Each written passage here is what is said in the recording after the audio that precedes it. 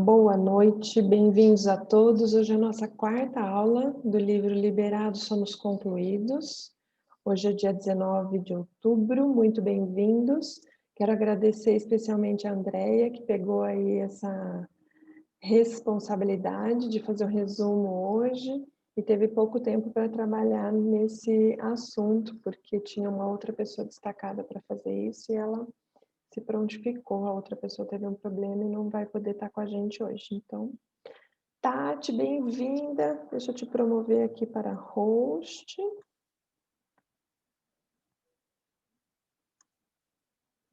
Muito bem-vinda. Então, já podemos começar. Andréia, se você puder compartilhar a sua tela, falar conosco. Obrigada pela sua disponibilidade, minha querida. Oi, gente, boa noite. Obrigada a você, Sofia, pela confiança. E hoje eu vou apresentar, eu preparei assim, eu marquei mais as coisas que chamaram a minha atenção, né? E eu vou apresentar 7 partes assim do livro, que vão das páginas 51 a 63. Como que eu fiz esse slide, né? Eu fui pegando esses slides, né? Fui pegando as coisas que eu achei mais importantes que Bert falou, de cada coisa. Eu comecei pesquisando que é a palavra aforismo, que por mais que a gente tenha visto, né, eu lembro que o Gilberto tinha colocado na semana passada, acho que até na última semana, no slide dele, mas eu precisei rever esse termo, né? Então, vou começar com o aforismo, que assim, é um resuminho de algo filosófico, foi assim que eu entendi. Então, eu vou falar sobre a prudência, né? Eu gostei muito desse poema, por isso eu coloquei aqui. Então, você sabe como se lida com os sonhos? A gente acorda. Tenho como fundamento não dar declarações fundamentais. Ao invés de difamar os outros, pode-se crescer. Os covardes vivem mais tempo. Uma resposta tem que ser ganha através do respeito. O que se enfatiza não se acredita. Se ajudar, permito de bom grado que me contradigam. Então, o que eu achei importante aqui, né? Definir essa palavra prudência também, né? Que a prudência é a virtude que nos ajuda a agir com cautela diante das situações da vida. Quem é prudente consegue refletir sobre sobre as consequências das suas ações e palavras. Por isso, procura ser cuidadoso em qualquer circunstância. Eu sempre assim, às vezes a minha forma de entender as coisas tem muito a ver com, eu sempre ponho, assim, ou uma história, ou uma poesia, porque às vezes eu entendo, por isso até que eu defini a palavra prudência, porque eu entendo as coisas às vezes de uma forma muito complexa, e quando eu tenho que ser objetiva é difícil para mim, então eu preciso da imagem, eu preciso da história, e quando eu pensei em prudência eu lembrei dessa fábula do camponês e a serpente. Eu não sei se vocês conhecem, se quer que eu fale um pouquinho, mas Por favor, assim, pode colocar. basicamente é um homem, ele vai lá, é um camponês, ele ajuda uma serpente e depois a serpente dá uma mordida nele. E ele não é muito prudente, né? Ele se põe acima de tudo para resolver o problema dela, para ajudar, e no fim ele leva uma mordida, né? Então, assim, essa fábula me lembrou essa palavra e esse começo. Tá bom? Posso passar, Sô? Sim, eu queria acrescentar uma coisa. É bem importante essa estrutura que a Andrea coloca aqui para gente, né? Como ela faz para apreender o conteúdo. Para ela faz analogia com outro conteúdo, ela ilustra com uma imagem aqui do camponês da serpente. Então, para cada um de nós aqui presentes, o modelo de aprendizagem, o relacionamento com o conteúdo se dá de forma diferente. Então, aqui não é somente um momento de estudo do livro, mas também de pesquisa, de aprofundamento.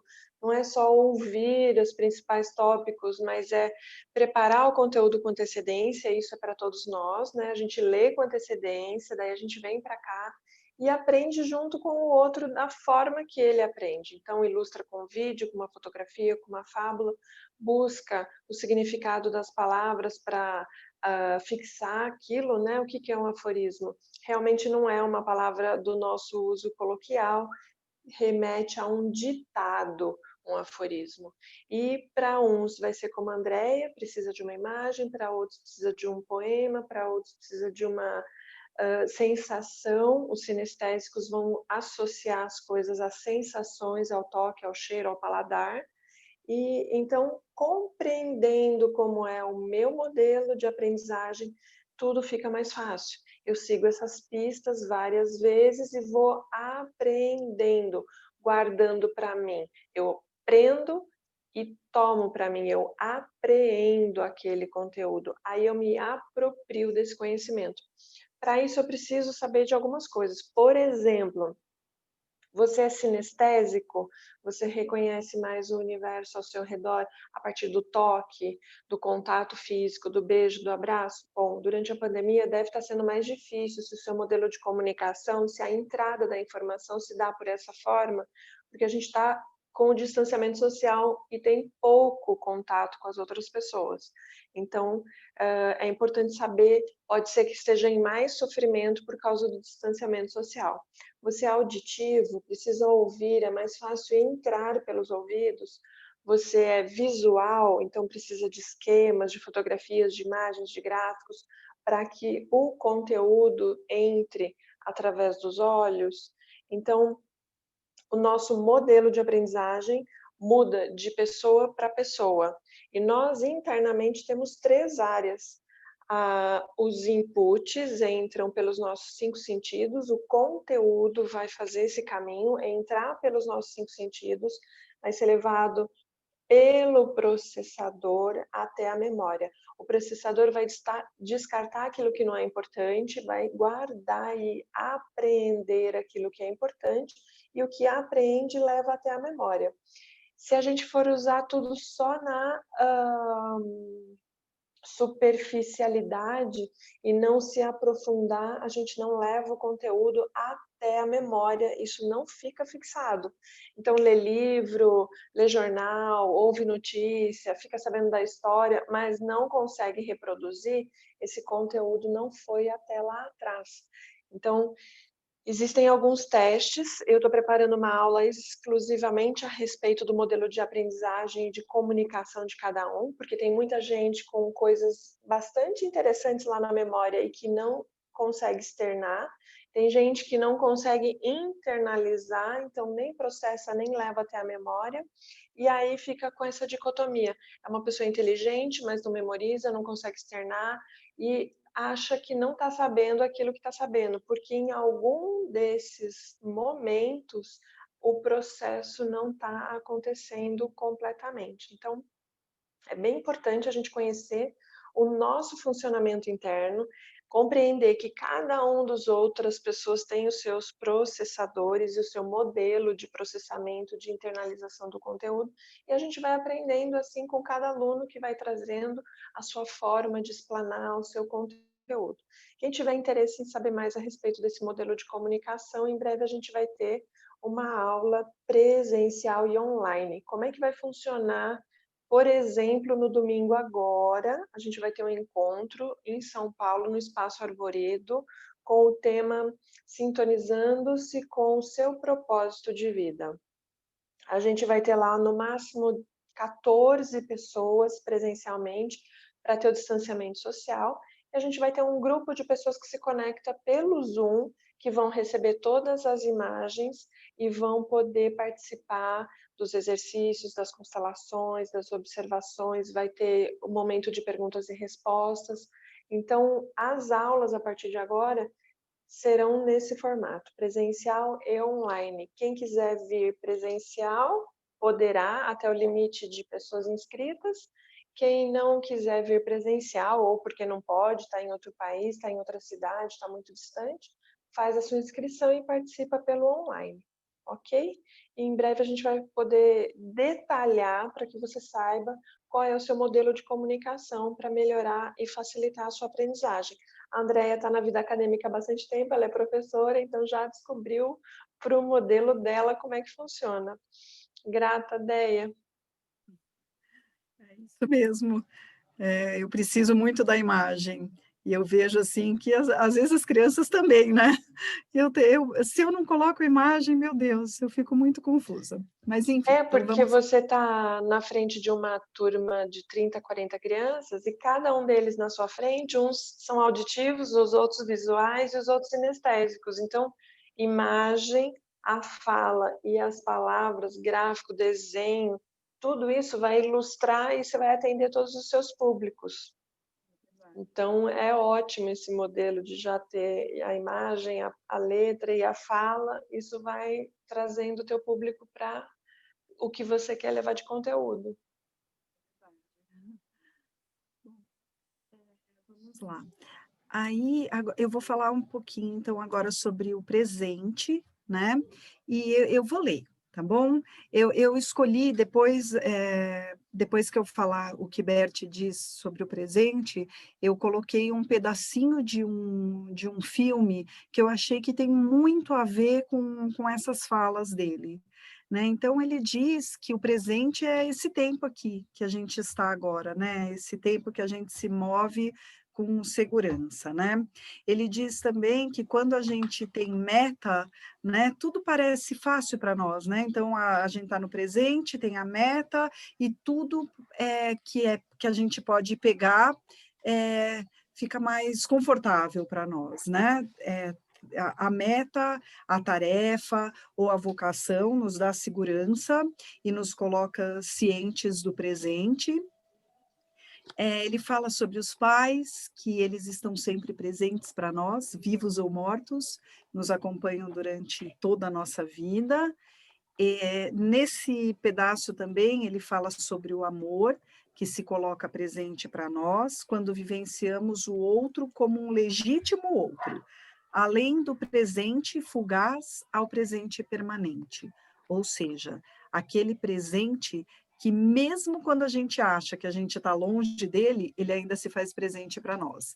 Exemplos, né? O parceiro, a parceira que se separam, a morte, o divino, uma crença, uma convicção, né? E mesmo que que a gente às vezes pense que a gente está longe dessas coisas, que elas não estão presentes para nós, né? Elas estão.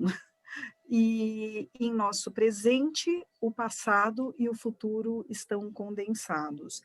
É, com essas falas, eu peguei esse filme que eu achei interessante, porque eu acho que ele fala um pouquinho dessa coisa do presente. Então, é a história de um indiano que ele se perdeu dos irmãos, né? E ele foi viver com uma família australiana. O presente dele era a família australiana. Só que com 25 anos ele sai e porque ele decide reencontrar a família biológica dele, ou seja, o presente na Austrália estava lá, mas o presente dos pais, né, que estava longe dele, não estava. Né, aquele passado não estava. Então, eu vou pôr só um pedacinho, tem 2 minutinhos, só para a gente ver a sinopse. Não sei se vocês estão ouvindo, dá para ouvir? Eu acho, não, Déia, não dá dando para ouvir. Faz o seguinte, você precisa descompartilhar a sua tela. Depois, na hora que você for compartilhar, bem na beiradinha inferior, no rodapé, tem assim, compartilhar com áudio.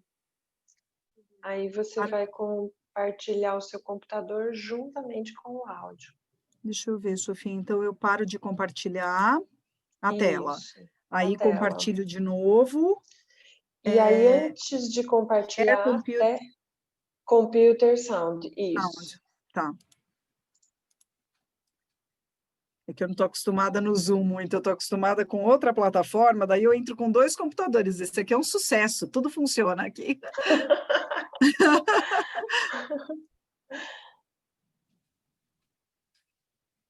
Não está vindo com som. Quer que eu E agora? tente? Veio. Which part? I'm adopted. I'm not really Indian. I'm starting to remember. Saru, you're a beautiful boy. We're very proud of you, son. A life I'd forgotten. You okay? I had another family. A mother. A brother. I can still see their faces. What happened? इधर जा मत मैं कल का काम निपट के आ जाऊंगा गुड्डू Guddu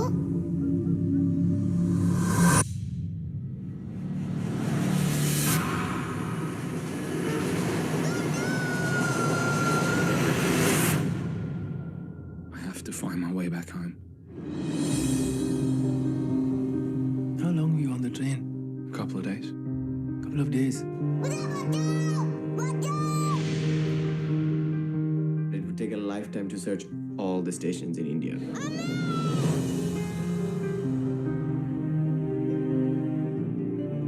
Do you have any idea what it's like?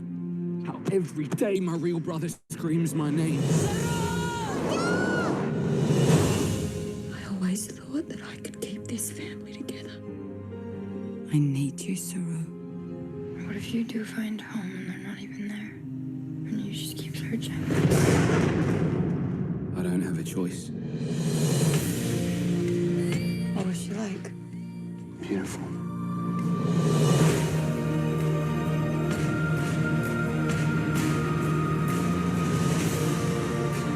Every night I imagine that I'm walking those streets home, and I know every single step of the way.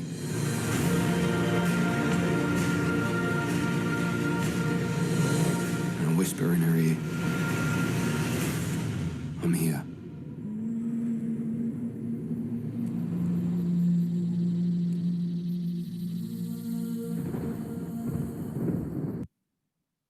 Então, né, eu achei que tinha muito a ver isso. E eu vou fazer uma conexão também. Eu me lembro uma vez, né, na psicopedagogia, quando eu fiz a minha pós-graduação, eu lembro de ter lido um livro a nossa mestra principal ali, era Alicia Fernandes. E eu lembro, assim, dela falar eh, sobre essas coisas, assim, sobre o passado, sobre o segredo, né? E o quanto isso, por mais que a gente não saiba, a gente saiba, ele está lá. Essas coisas elas ficam latentes ali, né? Então acho que eu faço essa conexão e ainda faço outra com essa que o Bert diz aí, né? Em nosso presente, o passado e o futuro estão condensados, né? Eu acho que esse filme ilustra muito, muito isso, né? Sem dúvida, Déia.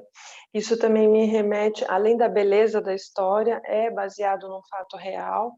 O menino se perde, é adotado por uma família australiana, tem tudo, tem dinheiro, tem casa, mas não tem vontade de viver, não tem vontade de continuar os estudos. O que ele quer é voltar para casa. E isso me remete à primeira e imprescindível, importantíssima lei, a lei do pertencimento. O melhor lugar para os filhos estarem é com os pais. Eles querem e eles darão a vida e eles farão tudo o que é possível para voltar para casa antes de estar preocupado de ter dinheiro, de ter alimento, de ter saúde. A nossa necessidade básica é pertencer e ele luta com unhas e dentes e ele volta. É lindo de ver, emocionante, chorei muito, é lindíssimo esse filme. Ilustra muito as leis do pertencimento e que cada um tem o seu lugar. Depois o que fazer com as mães, né? São 2 mães, são 2 pais e assim sucessivamente. Então, que a gente encontre um bom lugar para todos, que todos possam pertencer, cada um respeitosamente do seu lugar. Ótimo exemplo, Andréia, muito lindo. Obrigada.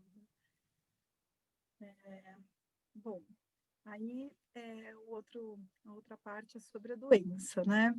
Então, eu pus até um ponto de interrogação ali, porque daí isso eu vou perguntar, então vou explicar primeiro o que eu entendi, né? Então, ele diz que a saúde é a consciência tranquila e a sensação de inocência. Essa sensação de inocência é aquela que nos traz tranquilidade, certeza de que que está tudo bem com a gente, com os nossos vínculos, e que a doença é o oposto, né? Ele é a má consciência. A má consciência é quando a gente não está mais em harmonia com aqueles que são importantes para nós, é o novo, as novas verdades.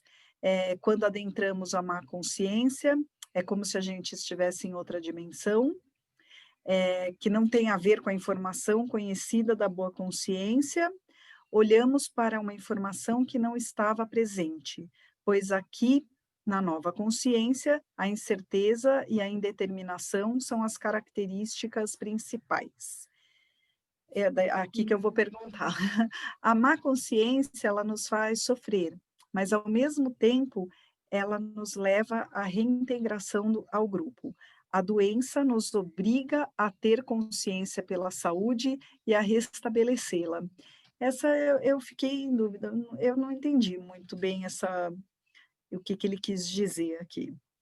E a doença grave nos leva a ter consciência do isso eu entendi, quanto somos dependentes um dos outros. A doença grave, ela nos conduz à devoção e à humildade e nos prepara a olhar a morte de frente. Sabe, quando eu fiquei com a minha filha na UTI, ela ficou 3 meses na UTI, né, eu acho que eu já contei para vocês, ela nasceu extremamente prematura, e isso pegou muito para mim, porque eu sempre fui uma pessoa, apesar do meu pai principalmente, ensinar a rezar, ensinar a ter fé, eu sempre fui uma pessoa que parecia que eu não tinha, e quando eu me vi diante da doença grave ali da minha filha, ou da possibilidade dela morrer, né, eu me senti assim, mais humilde perante as coisas. Tinha uma senhora lá muito, muito religiosa, assim, e mesmo eu não sendo da mesma religião dela, parece que eu me coloquei ali para poder entender, porque eu me senti muito diferente também das pessoas que eu vi, as pessoas rezando, orando e pedindo, e eu ali, diante da morte, né, com esse medo de perder ela, eu, assim, tive que me fazer mais humilde, mais devota e ter uma mente mais aberta. É isso mesmo. O que Bert está dizendo aqui é que a doença grave nos materializa, nos traz mais para perto da nossa realidade. Estamos todos caminhando para a morte. Em algum momento ela chegará. Em ela, estando muito distante dos nossos olhos, a gente acha que vai viver para sempre. Veja, quando a gente é bem, bem jovem, adolescente, início da vida adulta, tem toda uma vida pela frente. Mas chegando aos 40, a gente já vai, estamos na metade. Aos 50, está mais perto. Quando a doença grave chega, é isso mesmo, Andréia, como você falou. Vai me dobrando a realidade da vida. Não sou imortal. Não sou uma heroína, não está nas minhas mãos conduzir a vida ou a morte do outro, poder salvar o ente querido. Ela nos dá a real proporção do nosso tamanho. Somos finitos, somos humanos, temos as nossas limitações. Então, ela tem uma função e muitas vezes a pessoa se recupera da doença grave e sai transformada, sai renovada. Ontem mesmo eu dei um módulo de pedagogia sistêmica durante o sábado e o domingo, e na constelação ontem à tarde surgiu uma questão, uma aluna trouxe, e o mote era a procrastinação. Ela tinha dificuldade de levar as coisas adiante, que aqui no nosso exemplo tem tudo a ver, porque o que se mostrou atrás da procrastinação era uma doença grave que levou a irmã dela aos 17 anos a óbito. E ela não concordava. Isso já se passaram mais 20 anos depois do óbito, e ela estava ali enredada com a irmã, muito abraçada, muito apegada, muito envolvida com aquilo, para estar na boa consciência do grupo familiar, para estar e fazer com que a irmã pertença, só que a irmã morreu, ela está viva, ela tem 2 filhas e ela não estava conduzindo a vida dela, não estava presente para as filhas, não estava presente para o trabalho dela. O procrastinar se mostrava como a dificuldade de seguir adiante, e inclusive agora ela apresentava dores nos pés e dificuldade de caminhar, mesmo de seguir para adiante. Então, é a gente olhar para os fatos, e no meio da constelação, uma das falas para ela foi que ela acusava que a mãe não cuidou da irmã dela. A culpa é da minha mãe, ela não cuidou. E com o desenrolar da constelação, perguntei a ela: você acha mesmo que a sua mãe estava no comando, na direção de tudo que ela... Então ela era maior do que Deus, para poder evitar que sua irmã morresse. Então ela, se deparando também com uma fronteira, começa a compreender que há limites. Deus está acima da mamãe. A mamãe não é culpada, ela não tinha como evitar a doença grave que acometeu a minha irmã. Com essas novas linhas limítrofes, a boa e a má consciência, elas estão o tempo todo, elas são continuação uma da outra. E a pessoa precisa transitar entre elas para ir conseguindo superar suas dificuldades. Ficar dentro da boa consciência é ficar dentro do conhecido. Dentro do conhecido, vou dar um exemplo para vocês. O seu pai ganhava um salário mínimo, que eram 100 URVs 20 anos atrás, e sustentava uma família com 5 pessoas. Hoje, vamos imaginar que 100 URVs signifiquem R$300. Se essa sua referência continua internalizada, você vai realizar de renda mensal para você R$300, porque isso significa estar na boa consciência. Então, para você ter saúde financeira, poder pagar suas contas, você precisa ir para além da boa consciência, para além dos R$300 de renda mensal, para ganhar mais. Esse mais fica na má consciência. Entre a boa consciência e a má consciência, tem uma linha limítrofe que é desconhecida para nós, a gente não está vendo claramente. Mas você pode perceber assim, estou confortável, você está na boa consciência. Começou a ficar desconfortável, você está caminhando para a direção da má consciência. Mas ela, na verdade, de boa consciência, ela não tem nada, porque ela te limita. A boa consciência te adoece, se no seu histórico familiar as pessoas adoecem, ficar na boa consciência é também adoecer como elas. Se na boa consciência do seu sistema familiar está dizendo que os casamentos, homens não são confiáveis, provavelmente você não vai ter um homem para você. Se na boa consciência está dizendo que os filhos se sacrificam pelos pais, você provavelmente está se sacrificando pelos seus pais. E isso não significa a ajuda adequada aos pais. Assim como os filhos precisam de limites na infância e recebem aquilo que os pais podem dar, quando os pais precisam de ajuda, os filhos também podem dar dentro do limite possível para eles.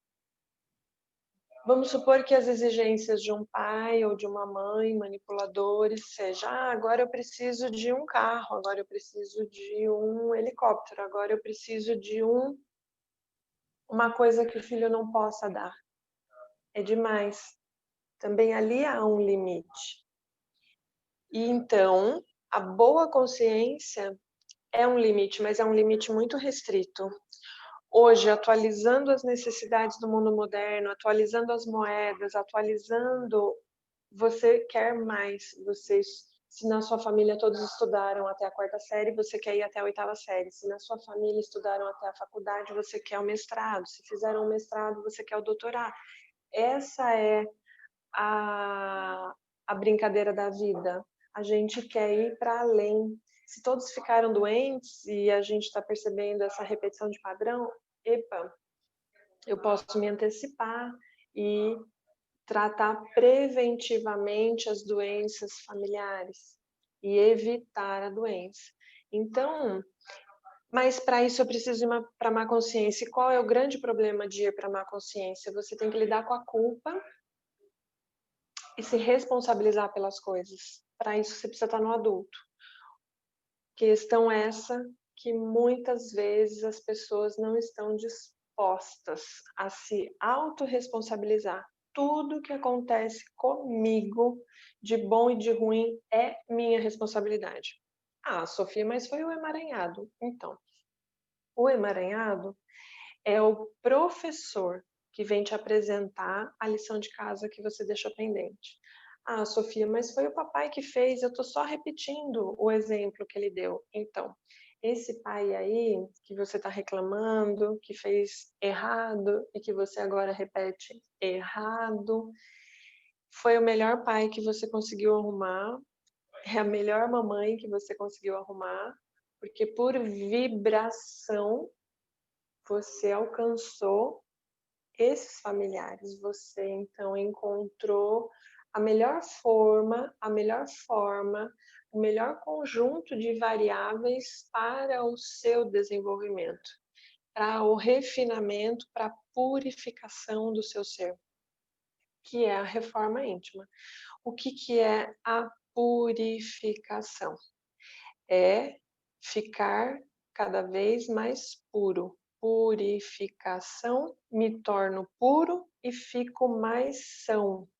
Quanto mais são eu fico, mais puro eu estou. Quanto mais lúcida, quanto mais são, significa que eu estou mais lúcida, mais atenta, mais presente. Então, estou emanando também mais luz. Para poder olhar para a minha luz, eu preciso estar na má consciência. Porque na boa consciência, se a gente for se lembrar em casa, de modo geral existem exceções, mas de modo geral, os pais moldaram as crianças e educaram numa pedagogia do medo e numa forma aonde você se sentiu desvalorizado, desvalorizada, inconveniente, inapropriado, ficando com uma baixa estima, uma luzinha apagadinha. Então, como eu expliquei no livro A Cura, no primeiro capítulo do primeiro livro que a gente estudou, a gente é uma lâmpada. Esse corpo físico aqui que a gente vê é como se fosse o vidro da lâmpada. Tem algo que nos anima dentro, só que a nossa lâmpada tá suja, ofuscada pelos emaranhados. Então a gente não vê lá fora, não vê com clareza, não ouve. Conforme a gente vai limpando essa lâmpada, vamos vendo lá fora o que existe. Por exemplo, as delícias da má consciência. É divertidíssima a má consciência. A escola é um exemplo de má consciência. Na escola você risca a parede, em casa você não risca a parede. Na escola você aprende uma língua, em casa você só fala a língua materna. Na escola você fala palavrão e aprende gírias e outras coisas que em casa você não faz. Então, é divertido lá, mas tem que lidar com a culpa. Então, conforme a gente vai lidando com essa culpa, vai limpando, vai desvendando, a nossa luz também vai iluminando para fora, mais luz de fora vai entrando para dentro, e com isso mais segurança, mais confiança em nós, mais confiança na vida, mais confiança em Deus, menos medos, inclusive da doença grave, inclusive da morte. Todas essas etapas da vida vão passar por nós e nós vamos passar por essas etapas. Em algum momento, como agora na pandemia, por exemplo, isso está atualizadíssimo, né?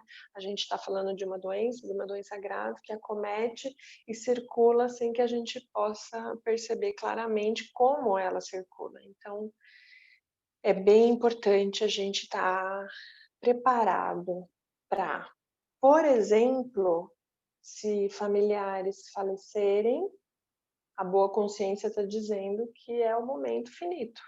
E para você?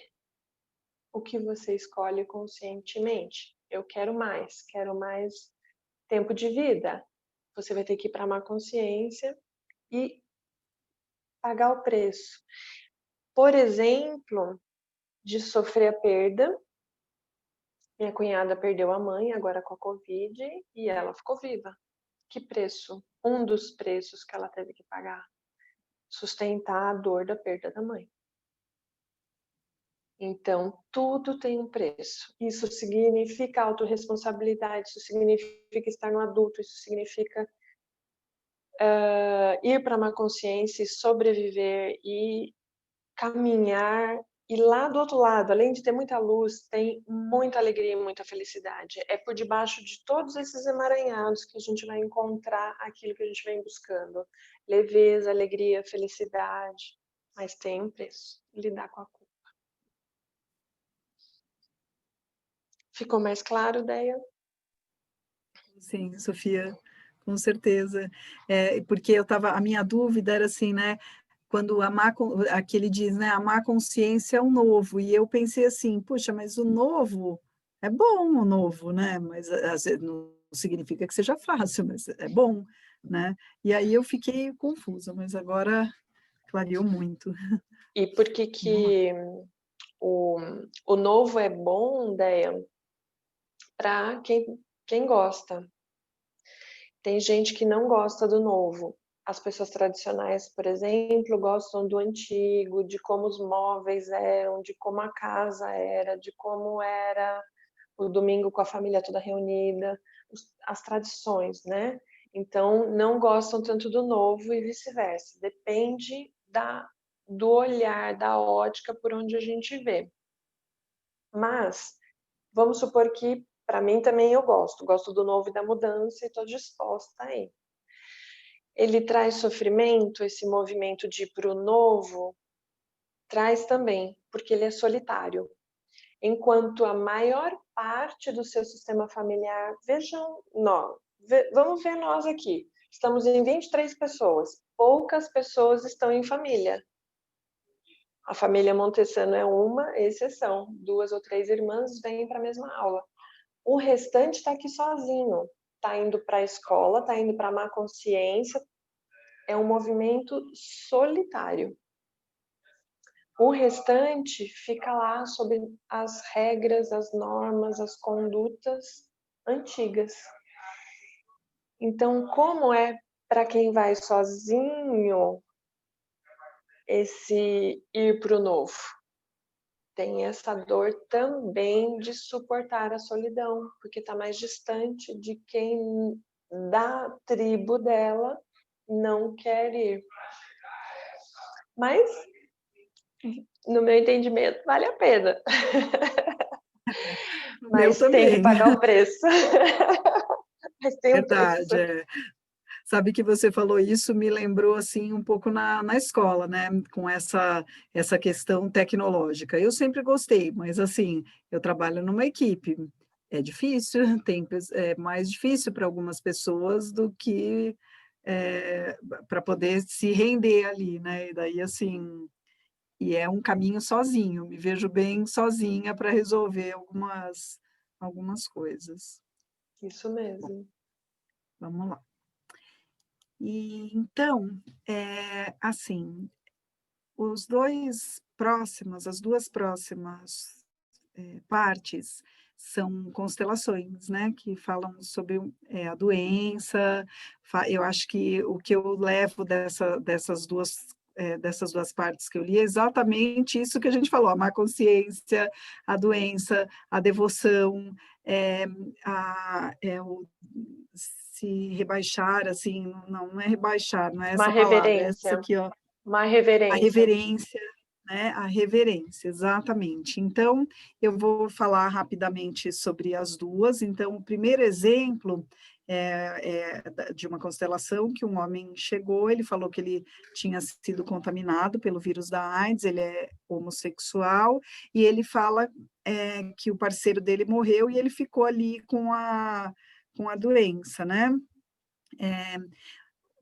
Ele contou sobre isso, daí o Bert colocou o homem e o parceiro que morreu, e a doença, todo mundo junto, ali no final da constelação, assim, quando houve a aceitação deste homem, todos os movimentos parece que fluíram, né? Todo mundo se sentiu melhor. Começou a constelação muito ruim, ninguém se olhando, daí o Bert falava, assim, faça uma reverência, você precisa olhar para a doença, mas, assim, somente quando ele, de fato, o representante conseguiu se curvar àquilo que estava acontecendo,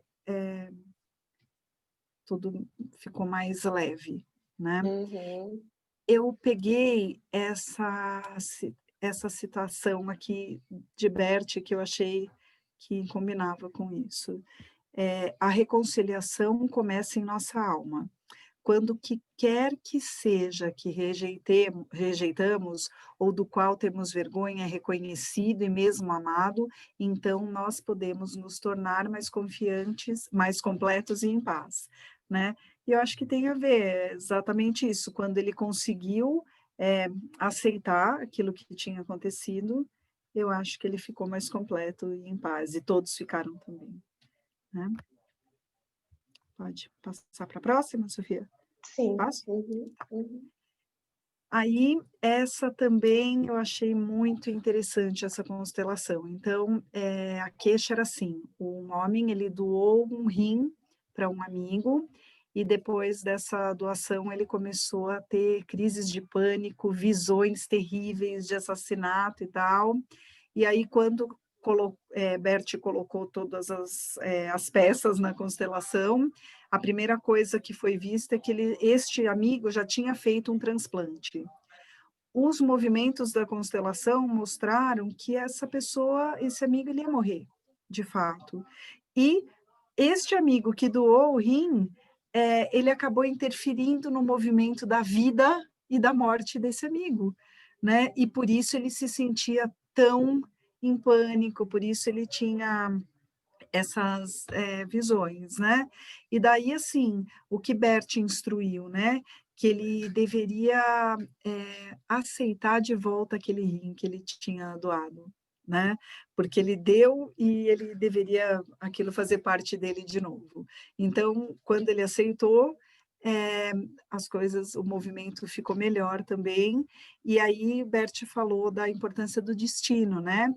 E ele disse bem claro isso, né? Que quando a gente interfere no destino do outro, mesmo que seja por amor, a gente pode se emaranhar, mas ele não sabia, né? Ainda bem que ele foi procurar uma ajuda, né? Sim. Eu tive a oportunidade de participar com o Bert de um encontro que ele fazia com... Como é que chamava? Depois dos seminários, então tem 10 dias que é o training camp, onde a gente passa por vários seminários. Depois da noite, ele fazia um encontro de memberships, onde a gente tinha a oportunidade de fazer perguntas pessoais, tal, era um grupo menor de pessoas, e ele respondia a dúvidas. Uma pessoa levou essa questão de transplante de órgãos. Como fazer nesse caso e tal. Bert não aconselhou a não fazer, a Sophie aconselhou a fazer, mas com um respeito extremo, preferencialmente com a verificação da constelação antes de se fazer, para que seja feita com um respeito a algo maior que está acima do que a gente, o ser humano, entende de certo e de errado. Então agora eu vou entrar também nessa questão do aceitar e de concordar que a Eliane Espósito colocou aqui no chat. O que é o aceitar, né? O aceitar, por exemplo, se um cego não enxerga e tá ok para ele o como, o quando e o porquê aconteceu de ficar com essa limitação, ele concordar com isso. O transplante seria a não aceitação, a não concordância. Então, existe uma diferença entre aceitar e uma em concordar. O aceitar é um primeiro estágio onde a gente não concorda, mas aceita, desce quadrado. E o que Bert, na literatura toda dele, fala e orienta, e o que a constelação, vivenciar a constelação exige de nós é que a gente vá para essa concordância. Então, exige de nós um crescimento maior. Nossa, mas, por exemplo, perder um filho é muito antinatural. Como concordar com isso que dói tanto e é tão antinatural? Então, o que nos acontece é aceitar e crescer para dentro desse concordar, ao ponto da gente chegar naquele assim seja do Pai Nosso, sabe? Quando que assim seja feita a sua vontade. Não tem nenhuma ressalva, não tem, mas e se, mas e aquilo, não tem outra hipótese, não tem um questionamento, é uma concordância com aquilo que está se apresentando. Pai, seja feita a sua vontade. Deus divino, Alá, essa coisa maior, muito maior do que nós todos, aos quais nós nos submetemos, e aí eu volto de novo ao exemplo da lâmpada no livro A Cura, porque ali ilustra muito isso. Nós somos a lâmpada, o conjunto de lâmpadas é o nosso sistema familiar, a luz que emana desse conjunto é a alma do sistema familiar, e todos nós juntos nos submetemos ao espírito, esse espírito que tudo move, que move a natureza, o dia, a noite, o céu, e move nossas vidas. Estar em conformidade, em concordância, é nos movimentarmos também junto com esse movimento do grande espírito. Então, não há por que fazer transplante de córneas, de rim, de coração. Bert chama de brincar de Deus. Por exemplo, se um casal é estéril e querem ter filhos de qualquer forma, a inseminação artificial é um recurso, mas para Bert é demais. Está interferindo demais, como nesse exemplo, no destino daquele casal. Aquele casal veio por algum motivo, a mulher não pode ter filhos e o homem pode. Essa configuração se apresentou, talvez para essa mulher se dobrar a situação, se for humilde e receber a companhia desse companheiro que, mesmo na limitação dela, permanece com ela, é um grande presente. Então, concordar com isso. A mesma coisa é verdade. Se o homem não pode ter filhos e essa mulher pode, mas permanece nessa condição, esse casal está em concordância com o destino, com a coisa que está se proporcionando. Então, esses extremos, inseminação artificial, doação de órgãos, de um modo geral, Bert não recomenda. Sophie recomenda, desde que com antecedência, uma constelação. Para quê? Até para evitar a incompatibilidade daquele órgão. Não vai funcionar esse conjunto, esse corpo com esse novo órgão. Quantas vezes tem a rejeição? Aquela alma daquele indivíduo queria mesmo morrer, não quer esse tempo extra que aquele órgão vem trazendo. Então, há que se respeitar. Ele também se submete ao espírito maior a que tudo move. Esse é o exemplo do caso do transplante, do aceitar e do concordar, acho que ficou claro também. E o Jair está perguntando sobre a adoção, nesse caso.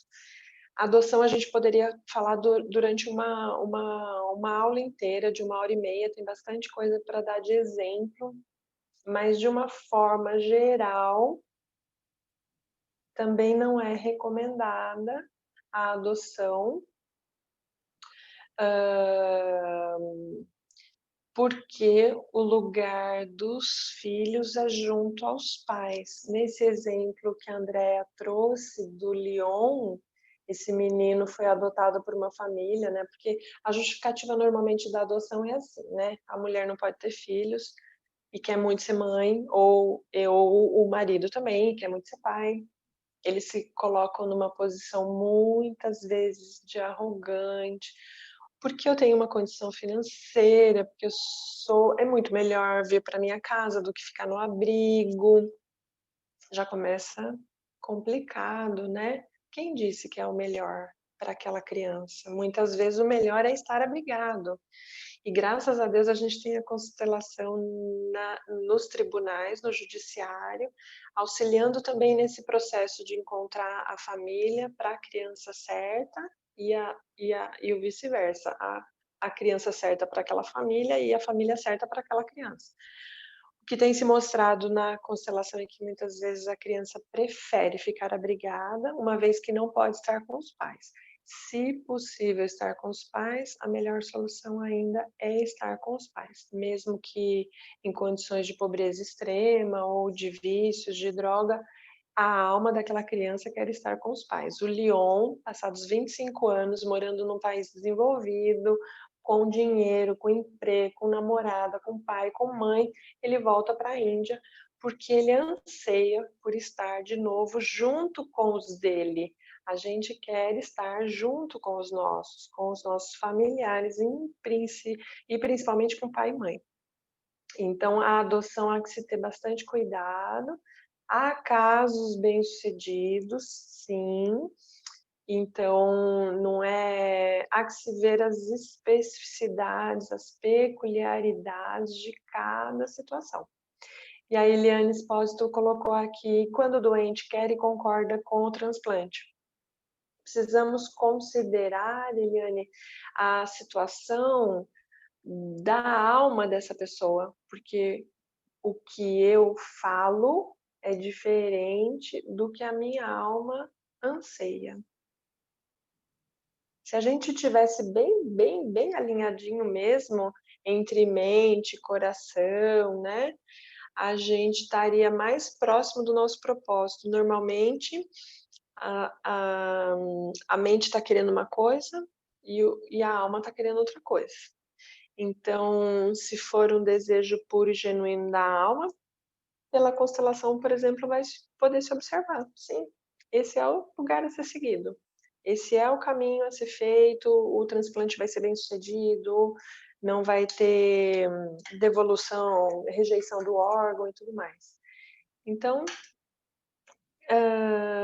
o mais indicado em precisando fazer é receber um órgão do mesmo sistema familiar, com as compatibilidades já verificadas, e a constelação familiar, que vai demonstrar se é viável mesmo para todas as partes envolvidas e se, em havendo algum obstáculo, se for possível remover esses obstáculos, assim será e vai ser um sucesso a cirurgia e o pós-cirúrgico também vai ser muito bem sucedido. Então, a constelação é importante, tanto no caso da adoção antes, inseminação artificial antes de um transplante. Aconteceu já comigo, uma moça queria começar um processo de inseminação artificial, queria engravidar e não sabia qual o procedimento mais adequado, e pela constelação se mostrou sim que a maternidade estava prestes a acontecer, que ia ser bem sucedida. E não foi necessário, eles estavam se aprontando para começar o processo de inseminação artificial e não foi necessário. eles engravidaram naturalmente. Então, olha que presente. O organismo dela, após a constelação, se organizou, os hormônios voltaram a funcionar, tudo se encaixou, os astros se alinharam e aconteceu a concepção natural. Então, nem há necessidade nesse caso. Ah, Sofia, mas e é um câncer terminal? Para que a gente vai fazer uma constelação antes? Independentemente do grau da gravidade da doença, a constelação sempre vai auxiliar. Às vezes vai levar à cura definitiva, total e completa. Câncer de mama, 3 gerações de mulheres com câncer de mama. A 4ª geração vem fazer uma constelação. Ela não tem mais câncer, depois ela não desenvolve mais o câncer. Curou. Uma outra situação que foi inevitável, o câncer já estava muito avançado e não foi possível curar a doença. Bom, começa que a constelação não tem o objetivo de curar ou deixar de curar. É uma possibilidade de olhar para uma situação, encontrar uma causa raiz que está levando aquilo e poder trazer mais luz à consciência. Por que isso está acontecendo, como foi, como isso se desenvolveu. Então, o objetivo não é levar à cura, mas com a compreensão, com essa luz maior que se acende, muitas vezes acontece a cura. Em não acontecendo a cura, mas esse indivíduo se harmonizando mais com a doença, entrando mais para dentro de uma aceitação, evoluindo de uma aceitação para uma concordância, já foi bem sucedida essa constelação, porque essa pessoa está em paz para dar o próximo passo. Seja para uma quimioterapia, para uma radioterapia, para uma cirurgia, ou até mesmo para fazer a passagem dessa para outra dimensão. Então é sempre muito importante, muito reconfortante e transformador. Seja para uma doença grave, para uma adoção, para uma inseminação, para um transplante. Ok? Grata.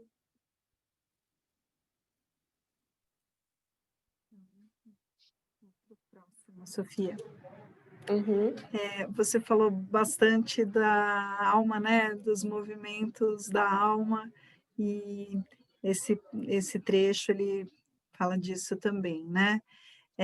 Então, Bert diz que o amor dá certo quando a gente se submete às leis superiores.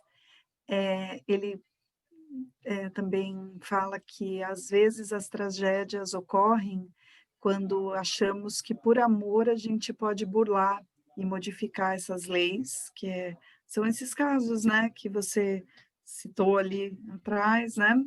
E daí eu fiz um fechamento aqui, no caso do amigo, né, que doou o rim.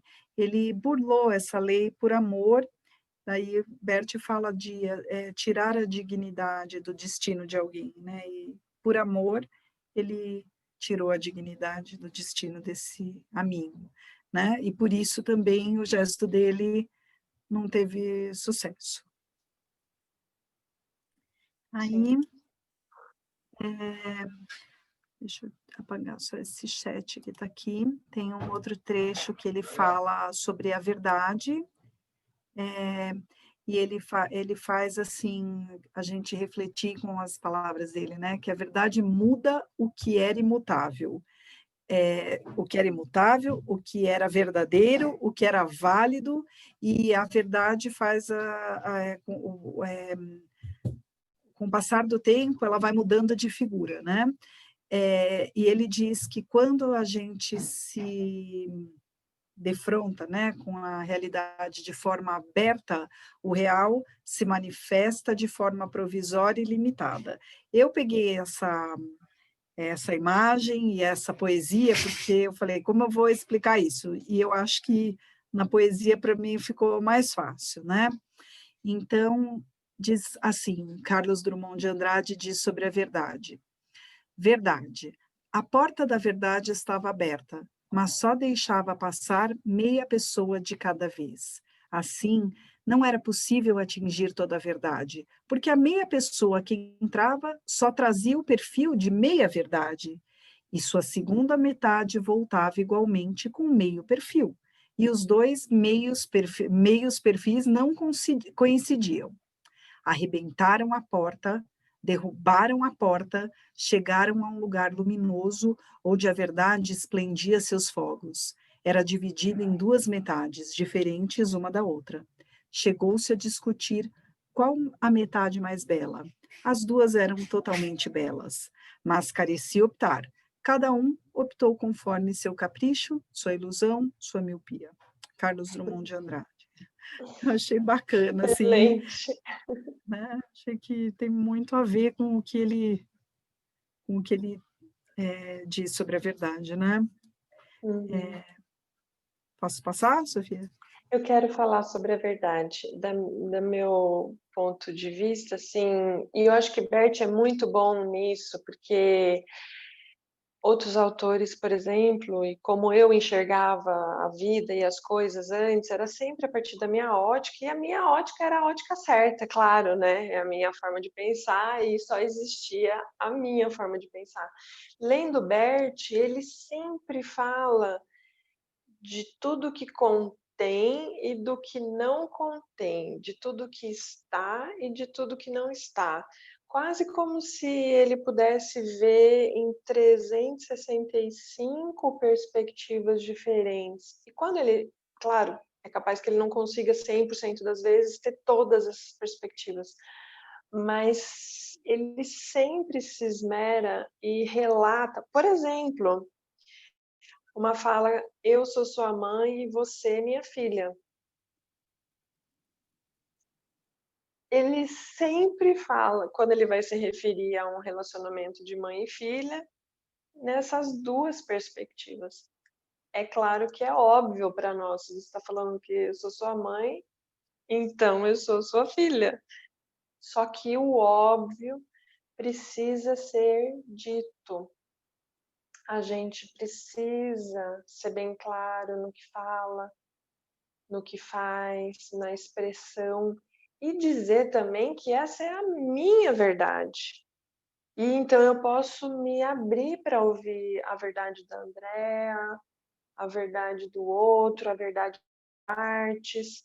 Se eu já estou completa com toda a verdade, nada mais me penetra. E aí me lembrei de uma historinha de um sábio que estava buscando o sábio mais sábio do mundo para conversar com ele de igual para igual. E aí ele chega lá cheio das verdades dele, agora sim vou poder, porque eu te achei, saber sobre tudo que saber sobre tudo que ele queria saber, e ele começa a falar, e sabe, vamos tomar um chá? E começa a colocar o chá na xícara, e coloca, e o outro sábio vira para ele, cuidado, tá caindo para fora da xícara. Assim como a sua mente. Não tem mais espaço para novas coisas, novas informações. Você já está cheio de verdades e completo por si só. Não há mais com que alguém possa contribuir. Você já sabe tudo. Então, eu parto do seguinte princípio: tenho coisas que uso como leis sagradas, divinas e superiores. As ordens do amor, as ordens da ajuda, as ordens do sucesso vêm se mostrando leis supremas que regem a vida. Outras coisas que eu também acho importantes, eu uso como referência e vou verificando. Será que ainda é uma referência válida? Será que agora eu já posso atravessar a rua sem dar a mão? Por exemplo, isso é transpor a boa consciência para a má consciência. Ninguém nunca te falou, todo mundo em algum momento te falou, dá a mão antes de atravessar a rua, mas ninguém te falou, agora não precisa mais dar a mão. Alguém te autorizou a atravessar a rua sem dar a mão? Explicitamente? Você teve que ir lá e fazer. É assim, transpor, ir testando e fazendo o próximo passo. Então, sigo algumas verdades como verdades verdadeiras, que são essas que Bert traz. É claro que existem outros sábios, vou me leio e vou verificando. Ainda se mantêm verdades, já estão obsoletas, já não funcionam mais para mim, hoje já me abro por um outro conceito.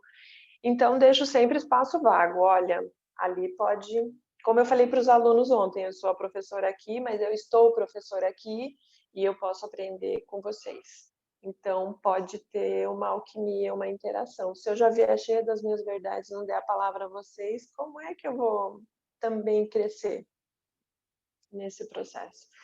Então, as verdades, existem as verdades mais verdadeiras, por assim dizer, que são as regidas por esse espírito maior que tudo move, que não aceita exclusões, que não aceita desequilíbrio de hierarquia, que não aceita desequilíbrios entre dar e receber, entre iguais.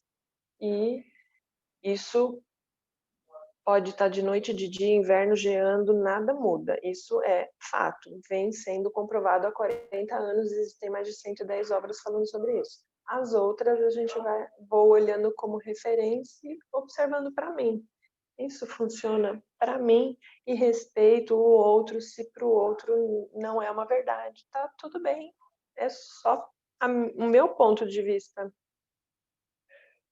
E aí tem espaço para mais. Sabe, Sofia, você estava falando dessas leis, né?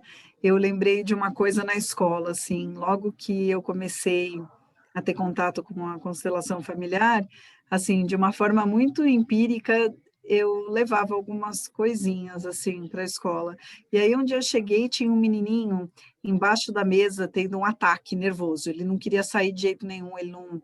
Mas, assim, nada, eu nem era professora dele, eu fui para ajudar uma amiga, que na escola que eu trabalho, a gente trabalha em parceria, assim, e ela falou, Andréia, vai lá, olha, ele está muito hoje, eu já tentei tirar. Daí eu fui e eu levei uma verdade dessa, né? Eu falei assim para ele, olha, eu sou maior do que você e eu estou pedindo, a adulta que cuida daqui está pedindo para a criança pequena que está embaixo da mesa sair, por favor, porque você vai se machucar. Mas assim, Sofia, foi tão mágico aquilo, porque ninguém conseguia tirar, dava a mão, puxou. Quando eu falei aquilo, ele parou, pensou e saiu. E saiu, né? Assim, são essas leis, né? Que a gente... E é muito verdadeiro isso, muito absoluto, né? Uma verdade, ela por si só se basta. Qualquer pessoa se rende para a coisa. Agora, tipo, um pai adotivo falar que eu sou o seu pai, quero que você me respeite porque eu sou o seu pai. E talvez numa postura de ocupar o lugar do pai biológico e querer ser amado tanto quanto o pai biológico e ser respeitado e ocupar mais do que o lugar do pai biológico, que é o que a gente encontra com mais frequência, a criança não vai respeitar.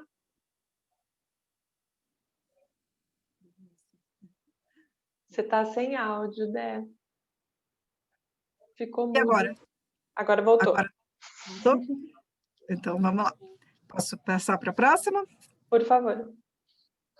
Bom, aqui eu fiz eram dois trechos, né? E eu anotei o que eu achei de principal dos dois trechos. Então, para fechar, Bert fala sobre o essencial, que quando a gente atinge, quando a gente chega no essencial, a gente descansa, né? Quanto mais a gente se afasta do essencial, mais irrequieto, confuso, descontentes, desatentos a gente fica. Quando chegamos no essencial, sentimos a nossa vida fluir, ir adiante. Ficamos disponíveis, somos inseridos. E o essencial também, ele se mostra no momento certo para cada ser, né? Ele fala sobre o certo, que o certo é necessário, possível, e ele não requer muito esforço, né? Ele permanece em harmonia com o ambiente. Quando a gente faz aquilo que é certo, a gente não precisa se preocupar muito com aquilo com o distante. E ele também diz que o certo acontece no momento certo, no local certo e no ponto exato onde a ação se torna possível, né? Eu gostei Não é muito muito fácil, né? Não é muito fácil. Vamos combinar não é. que não é muito fácil. Essa é a tal da concordância total. Que seja feita a sua vontade. Você está concordando com a pandemia, você está concordando com os pais, está concordando com seu marido, com ter ou não ter dinheiro, com a situação que for. O certo acontece no momento certo, no local certo, no ponto exato, onde a ação se torna possível. E na verdade, é só no momento presente, no aqui, no agora, nesse ponto que se torna possível a gente agir.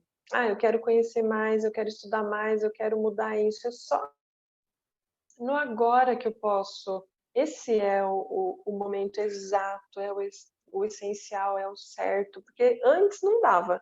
Amanhã também ainda não é possível, é agora.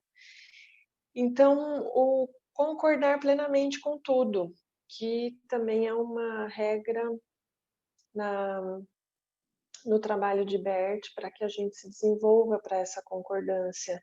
Ele fala, e é bem verdade, a gente vai se tornando mais liberto quanto mais a gente vai concordando. Quando a gente discorda, você não concorda com um tal político, por exemplo, você vai fazer oposição. Para você fazer oposição, você gasta muita energia, tem que fazer muitos movimentos, tal. Você está mais perto daquilo que você não gosta. Você respeita, olha, a oposição, ok, é a oposição, a tradição é a tradição, a inovação é a inovação, e eu tô aqui do meu lugar podendo exercer a minha força, eu tô no meu centro. Pode vir a tempestade, o vento.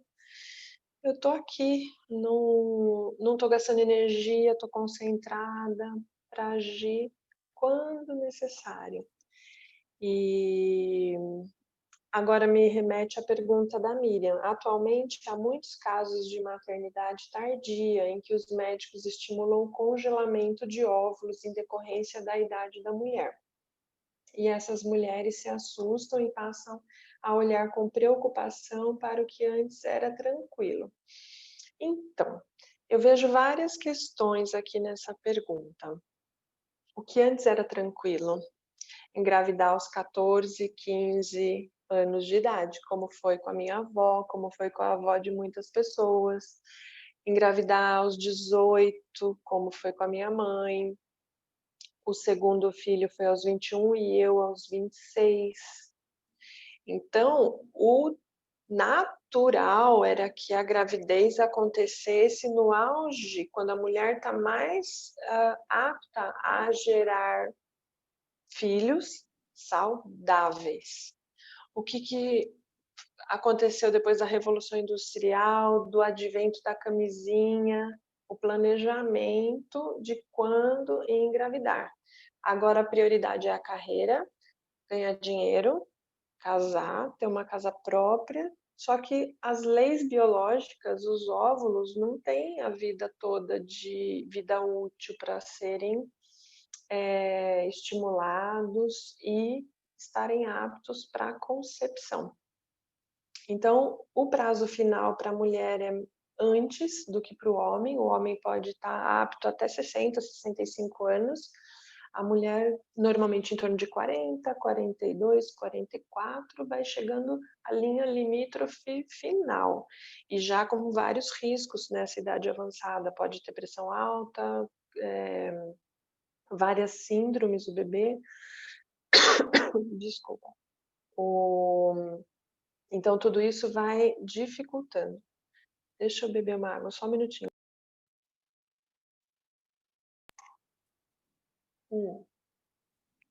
Então, a gente na sociedade moderna mudou um pouco a prioridade das coisas. Chegou a tecnologia ofertando essa possibilidade de congelamento dos óvulos.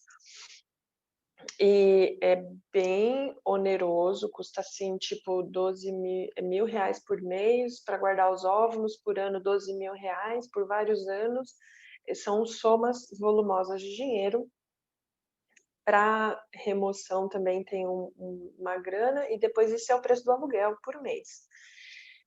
E entra naquela coisa que Bert fala de brincar de Deus, assim. Não foi, assim, uma possibilidade que Deus falou: "Ó, agora você vai no banheiro, você tira seu óvulo, guarda na geladeira", e precisa de todo um recurso, deve ter um proveito também, acredito que é movido por essa grande alma que move todo o planeta, que se tem essas invenções maravilhosas, né. Deve também ter um outro propósito grandioso, o que Bert fala, que tem consequências. Se era para ter filho aos 18 anos e vai ter aos 55 anos, vai ter suas consequências. Essa mulher vai estar bem madura, com pouca paciência para barulhos de criança, e já não vai poder acompanhar esse filho com tanto tempo de expectativa de vida, então tem a dificuldade de aceitar o destino. Miriam, você tocou na causa raiz. Congelar os óvulos tem a ver com medo, não aceitação, não concordância, ou tudo isso, e uma grande dificuldade de aceitar o destino que, se não tem um parceiro na hora que os óvulos estão bons, vai guardar os óvulos e depois o parceiro é obrigado a ter um filho. A gente não vai durar para sempre, né, há que se ter um planejamento sim, mas não com uma concordância com aquilo que está se apresentando no momento que é mais natural que aconteça. Então, quando há uma gravidez jovenzinhas, se as meninas têm essa perspectiva, esse entendimento, haverão, por exemplo, menos abortos, porque aí é possível aceitar melhor e mais a condição de que veio breve, rapidamente, precocemente, mas que ele também faz parte, ele tem o mesmo direito de pertencer do que a mamãe. Quando a mamãe tira o bebê, ela está dizendo: "Eu tenho mais direito a pertencer do que você". Então, começam as exclusões e as confusões que a gente vem estudando, né. Tem uma pergunta no chat que eu não es a Tati fala: "Madrinha, entendi que, porque eu trato o namorado como filho, estou honrando as mulheres da minha família que tiveram filhos com 14, 15, 16 anos". Meu Deus. Sim, essa é uma possibilidade. Então olha quanto despertar, né. Então se eu percebo que estou agindo dessa forma, eu posso então modificar a minha forma de tratar, de lidar com a coisa de um novo lugar, de uma nova forma, considerando a perspectiva e a verdade do outro também, não só impondo a minha, forma de compreender aquilo, né. Então, importantíssimo conhecer mais detalhadamente a obra de Bert, que é o que a gente vem fazendo aqui. Grata por todas as perguntas. Deia, quer ler esse box aqui em preto? Ele é bem legal. Agora fechem novamente os olhos. Olhemos para os olhos de cada pessoa que é intimamente ligada a nós. A cada uma delas dizemos sim. Esse sim vem imediatamente a mim a partir de uma outra força, de uma força eterna. Tudo que até agora rejeitamos é iluminado por uma luz que vem de longe, por uma luz que diz a tudo que está em nós. Esta luz vem de mim. Tome-a e passe adiante. Bert Hellinger. Ai, Muito que bom. lindo. Que lindo, que lindo, que lindo. É o nosso trabalho. Deixar cada vez mais as exclusões, incorporar cada vez mais a diversidade de cor, de gênero. Se gosta de tatuagem, cabelo comprido, cabelo amarelo, cabelo laranja, o que for que não te agrada, e compreendendo que é o certo para o outro e acolhendo. E isso vai transformar a gente como profissional, como pessoa, como um familiar melhor, como um professor melhor, como um advogado melhor, e assim sucessivamente, na aplicação dessas leis, na condução da nossa vida a partir desses princípios que são verdadeiras leis, não são só referências que podem ou não ser seguidas, como uma lei de trânsito.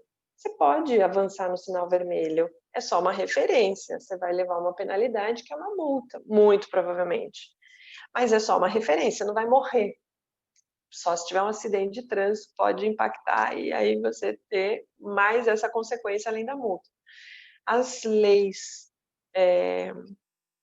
superiores são leis superiores. Essas infringidas, essas ordens, as consequências, as dificuldades, os conflitos irão se apresentar. Então, essa é a diferença de uma lei de uma outra que também tenha uma lei, por exemplo, a lei dos homens, o Código Civil, o Código Penal, essas são leis que regem a sociedade e têm também suas penalidades, mas elas são mais relativas do que essas leis das ordens da ajuda, do sucesso e do amor. Essas leis, para essas leis não há exceção. As outras, sim, pode ser uma pena maior, uma pena menor, mas são leis. Grata, Miriam, Andréa, todos os presentes, todos os participantes, muito rico o nosso estudo. Sofia, Gostei. Sim. posso dar uma palavrinha pequenininha? Pode. Desculpa te interromper, Pode sim. mas a nossa gratidão porque a Andréia, que nos conduziu sendo essa luz e nos levou até você, que acendeu muitas luzes nas nossas vidas. E que nós possamos também ser luzes na vida de outras pessoas. A nossa eterna gratidão. Que Deus abençoe vocês grandemente, que isso não tem preço. Nossa, que lindas palavras. Estou emocionada, muito, muito grata. Fico bem feliz. Isso me leva adiante, com mais vontade ainda. Vamos na próxima segunda-feira para a próxima aula. Espero vocês. Obrigada, Sofia, por tudo. Sempre. Ideia. Obrigada A todos. pelo desafio de ter pego essa Obrigada. aula para preparar rapidinho. Gratidão.